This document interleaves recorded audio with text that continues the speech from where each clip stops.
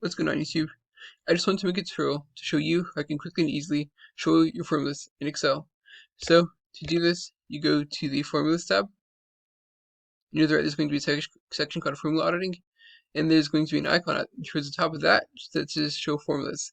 And what you can do is you can click that, and as you can see where there were calculated values, it shows the formulas that created the calculated values. And it's toggle, so you can go back and forth to show formulas and not show formulas.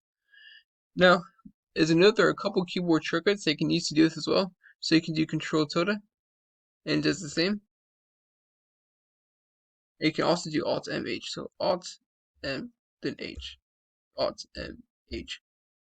Now, let's just say you want to show only one formula and not the entire worksheet, right? Because as you can see, if you do Alt M H again, the formulas for the entire worksheet shows. And so if you want to show only one formula, what you can do is you can click on the cell, the formula that you want to show. You can press F2 or to go into the formula bar, and you can put an apostrophe near in front of the equal sign. And as you can see, you might have to make this a little bit wider. As you can see, now only one formula is showing with the apostrophe in front of the equal sign. So that being said, I really hope that you found this quick tutorial to be helpful. If you did, please like, subscribe, and comment. Let me know if you have any questions, comments, or concerns. Thank you so much. Thank you for watching.